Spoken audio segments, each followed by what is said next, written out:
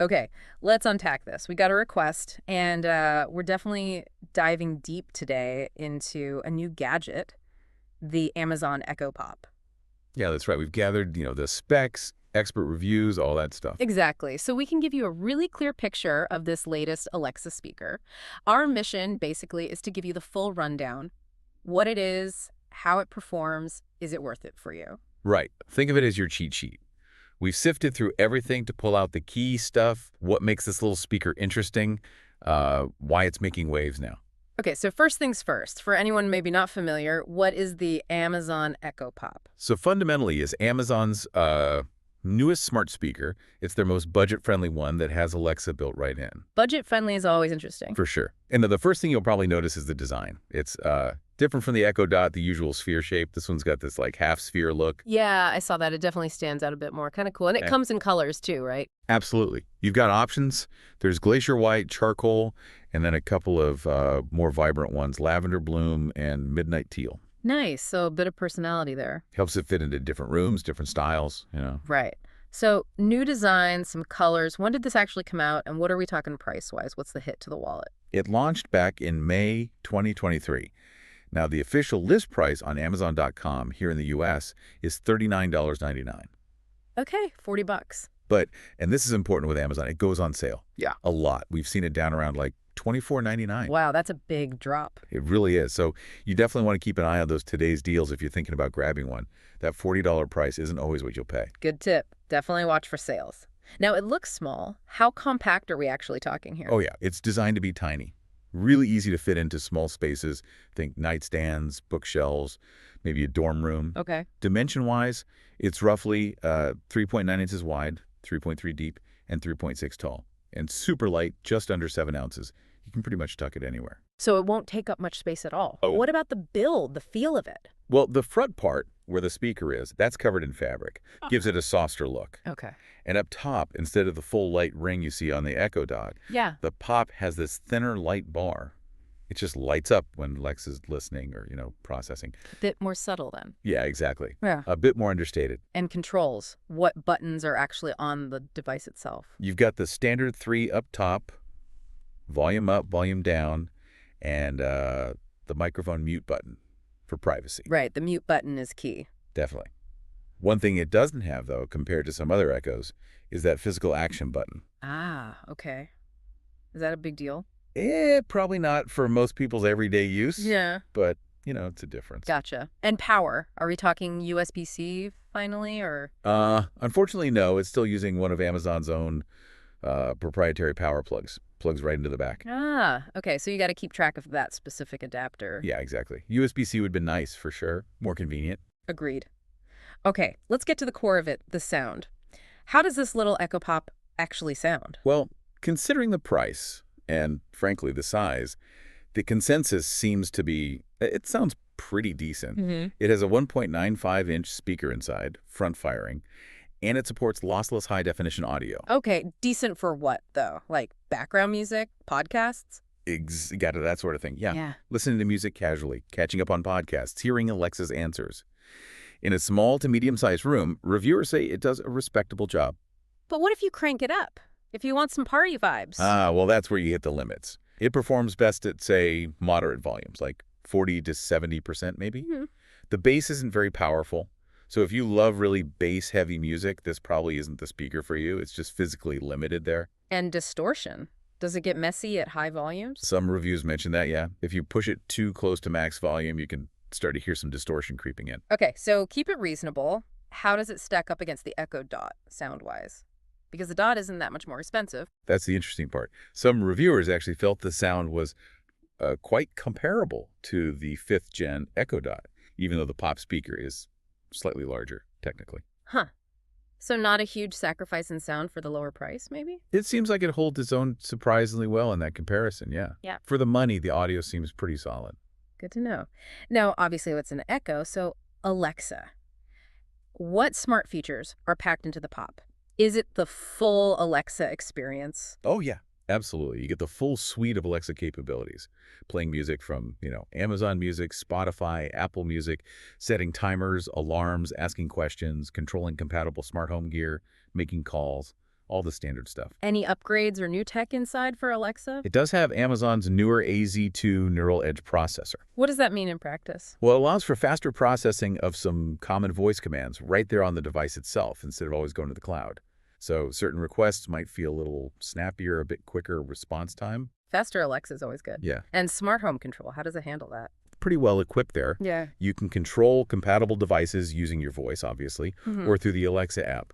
It supports Wi-Fi, Bluetooth Low Energy Mesh, Okay. and importantly, the Matter standard. Matter. That's the big interoperability push, right? Exactly. So it should make connecting different brands of smart home devices much easier in the future. The Pop acts as a Matter controller, too. And it's also an Amazon Sidewalk Bridge. Sidewalk Bridge. Remind me what that does. It basically uses a tiny bit of your internet bandwidth to create a low-power, long-range network that can help certain devices, like tile trackers or some outdoor lights, stay connected, even if they're far from your router. Interesting. And I also read something about Eero Wi-Fi can extend that. Yes, that's a pretty neat feature if you already have an Eero Mesh Wi-Fi system. Right, only for Eero users. Correct. If you do, the Pop can act as a built-in Aero extender. It can add up to about 1,000 square feet of coverage, support speeds up to 100 LEPs for maybe 10 devices or so. So a nice little bonus for Eero owners, potentially plugging a weak spot. Could be, yeah, in a small area. Let's talk privacy. Always a big topic with smart speakers. What's Amazon doing on the Pop? They include the essentials. There's that physical microphone off button right on top. Press it, the light turns red, mics are electronically disconnected. Okay, the hardware disconnect. Right. And then in the Alexa app, you have the usual controls to view your voice recording history and delete recordings if you want to. Standard stuff then. So we know it's cheaper than the Echo Dot. What did Amazon cut to get the price down? What features are missing? There are a few key differences compared to the latest Echo Dot, the 5th gen. The Pop doesn't have a temperature sensor built in. Oh, okay. The Dot uses that for routines, right? Like turning on a fan. Exactly, so you lose that capability. It also doesn't have the ultrasound motion detection that the Dot has. Motion detection? What's that for? The Dot can use it for presence detection, triggering routines when you walk into a room, that sort of thing.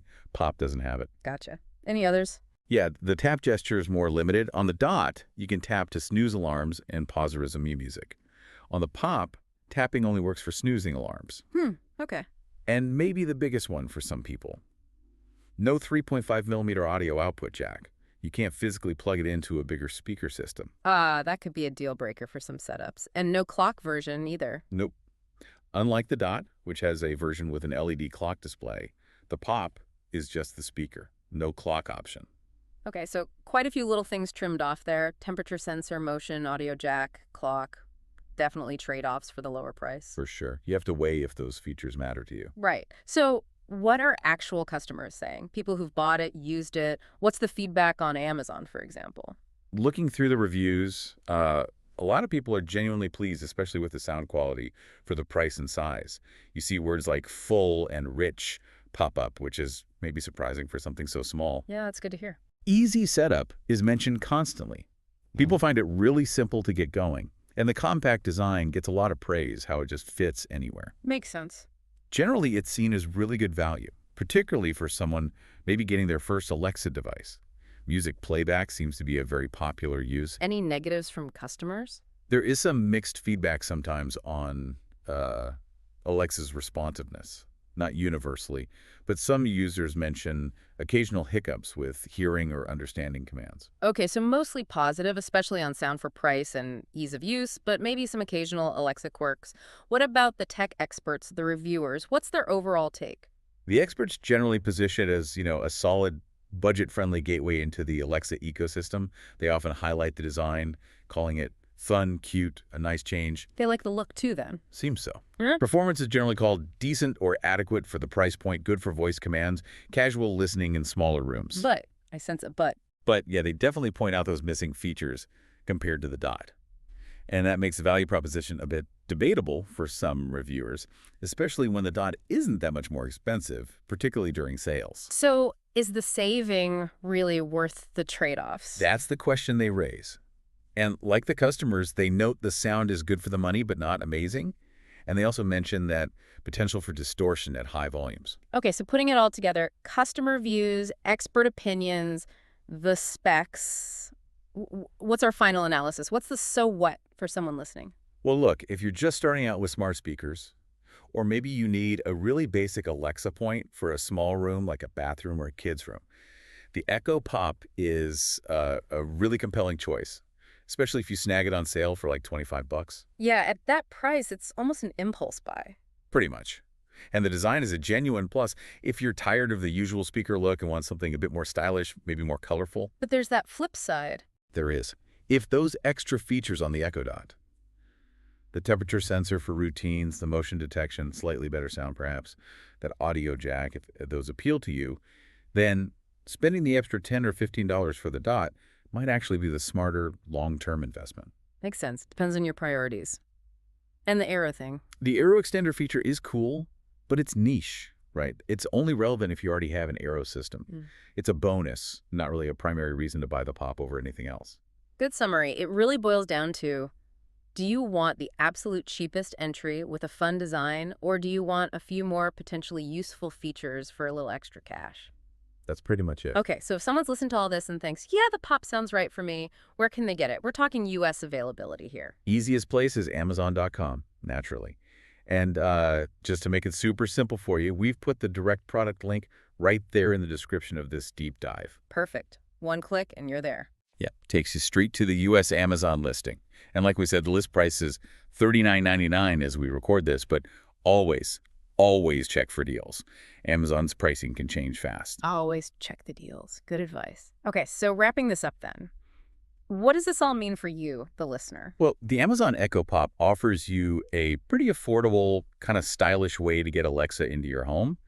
It seems particularly suited for smaller spaces. Right. Well, it does make some compromises compared to its slightly older, slightly pricier sibling, the Echo Dot. It still delivers a solid smart speaker experience for what it costs, especially on sale. So it really brings up that question for you to mull over. Is the Echo Pop maybe the perfect entry point into the smart home for your needs?